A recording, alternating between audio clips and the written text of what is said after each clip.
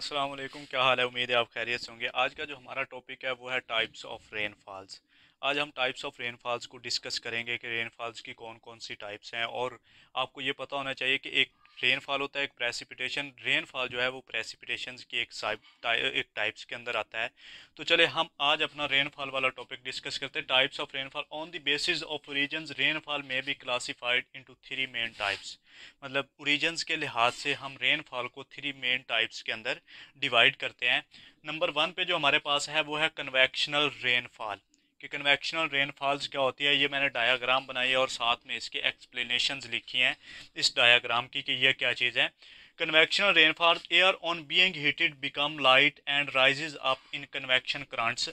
ये मैंने वार्म, ये देखे हॉट अर्थ सरफेस, मतलब ज़मीन का जो टेम्परेचर है जहाँ पे अर्थ जो है गर्म है, और जो हवाएं हैं वो राइजेज अप। वार्म एयर मतलब राइजेज अप मतलब इसको, इस प्रोसेस को हम कहते हैं कन्वेक्शन कहते हैं। कि मतलब जब कोई नीचे चीज़ गर्म हो तो हवाएं वहाँ ऊपर से, ठंडी हवाएं जो होती है वो वहाँ पे पहुँच के गर्म हो जाती है, लाइट हो जाती हैं, हल्की हो जाती हैं।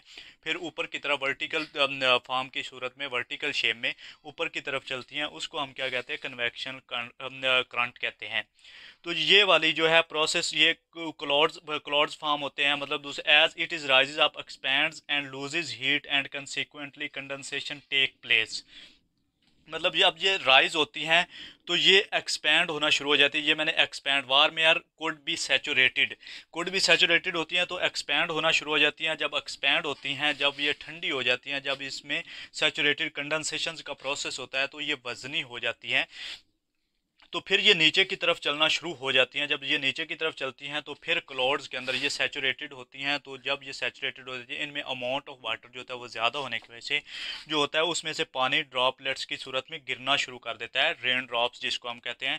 तो वो वाली जो एयर्स होती है या वो वाली जो रेनफॉल होती है उसको हम क्या कहते हैं, कन्वेक्शनल रेनफॉल। इसमें जो मेन प्रोसेस ये है कि कन्वेक्शनल कन्वेक्शनल का ये है कि वार्म एयर जो राइज हल्के हीट लूजेज हीट करती है। ये दूसरे नंबर पे मैंने लिखा है क्यूमुलस क्लाउड्स फॉर्म्स। ये क्यूमुलस क्लाउड्स बनता है। Such rain is common in the summer. ये वाली जो रेन है ये समर के अंदर ज़्यादा, very common in the equatorial regions, और ये इक्वेटोरियल रीजन्स के अंदर होती है। Interior part of the continents, in the जो कॉन्टिनेंट्स का इंटीरियर पार्ट्स होता है नदरन हेमिस्फेयर्स के अंदर, उसमें ये वाली कन्वेक्शनल रेनफॉल्स होती हैं। ये उसकी मैंने डायाग्राम बनाई है। ये देखे वार्म एयर राइजेज अप हो रही हैं, राइजेज होते होते यहाँ पे ये सैचुरेटेड होती हैं, ये कंडेंसेशन का प्रोसेस होता है। फिर ये नीचे की तरफ ठंडी होकर नीचे की तरफ चलना शुरू कर देती हैं और फिर बारिश बरसाने का बायस बनती हैं। इसको हम क्या कहते हैं, कन्वेक्शनल रेनफॉल। तो दूसरा जो हमारा टॉपिक है, मतलब दूसरी जो इसकी टाइप है वो है ओरोग्राफिक रेनफॉल। तो दूसरी हमारे पास टाइप्स है ओरोग्राफिक रेनफॉल्स।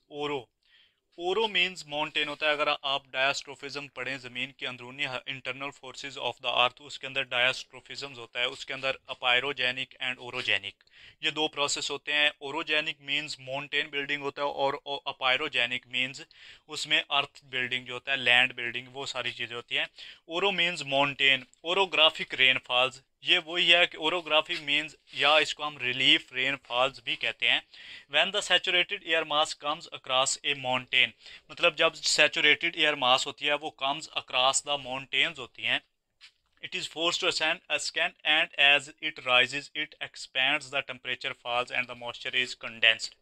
मतलब जब जो तो जो आगे माउंटेन बिल्डिंग होती है या आगे जो रिलीफ फीचर्स होता है वो उसको रोकने की कोशिश करता है, उसको रोकता है, उसको फोर्स करता है, रोकने पे फोर्स करता है। तो वो फैलना शुरू हो जाती है, एक्सपैंड होना शुरू हो जाती है, जिसकी वजह से उसका जो टेम्परेचर होता है वो लूज होना शुरू हो जाता है। और जो मॉइस्चर्स होते हैं वो कंडेंस फॉर्म में, मतलब जो उसमें नमी होती है, हवा के अंदर नमी, condensation, condense mean water vapour जो होते हैं या उसके अंदर मॉइस्चर्स होते हैं वो लिक्विड वाटर की सूरत इख्तियार कर लेते हैं। इसी वजह से वो बारिश होना, रेनफॉल होना स्टार्ट हो जाती है। ये इसके अंदर विंडवर्ड साइड और लीवर्ड साइड, ये है लीवर्ड साइड। विंडवर्ड साइड मतलब ये होता है कि जिस साइड से जो हवा होती है वो राइजेज होना स्टार्ट होती है पहाड़ की जिस साइड से, उसको हम विंडवर्ड साइड कहते हैं। और उसके जो ऑपोजिट साइड होती है उसको हम लीवर्ड साइड कहते हैं। और हमेशा जो बारिश है वो विंडवर्ड साइड पे ही होती है। तो ये दूसरे सैकंड टाइप्स थे हमारे पास। कन्वेक्शनल पहली थी, दूसरी हमने पढ़ी है ओरोग्राफिक रेनफॉल्स, और थर्ड नंबर पे हमारे पास है साइक्लोनिक रेनफॉल्स। कि साइक्लोनिक रेनफॉल क्या होती है।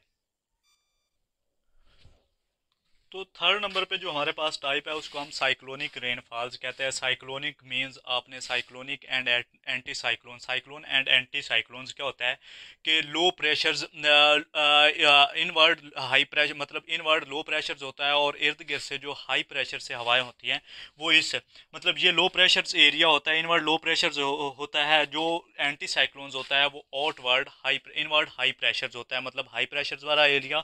और साइक्लोन्स वो होता है जो लो प्रेशर वाले एरियाज होते हैं और इर्द गिर्द से जो हवाएं होती हैं। यहाँ पे साइक्लोन्स के अंदर जो होती हैं हल्की हवाएं होके, गर्म होके, वो एरिया जो होता है वो टेम्परेचर ज़्यादा होने की वजह से वहाँ पे जो प्रेशर होता है वो कम हो जाता है, जिसकी वजह से हवाएं एक साइक्लोन की फॉर्म में ये नदरन हेमिस्फेयर्स के अंदर एंटी क्लॉकवाइज चलते हैं। तो साइक्लोन्स की वजह से जो बारिश होती है उसको हम साइक्लोनिक रेनफॉल्स कहते हैं। ये मैंने दो यहाँ पे टर्म लिखे हैं। आइसोजेट्स क्या होती हैं, ये रेनफॉल्स के अंदर यूज़ होती हैं। Lines on the map joining the areas of equal amount of rainfall, ऐसी लाइंस मैप के ऊपर जो इक्वल अमाउंट ऑफ रेनफॉल को शो करती हैं उसको हम क्या कहते हैं, आइसोजेट्स कहते हैं। और rain gauge, rainfall measuring instrument, मतलब जिस इंस्ट्रूमेंट से रेनफॉल को मैयर किया जाता है उसको हम क्या कहते हैं, रेन गेज कहते हैं। तो आज का हमारा टॉपिक यहीं पे ख़त्म होता है। आप हमें इजाज़त दें। अल्लाह हाफिज़।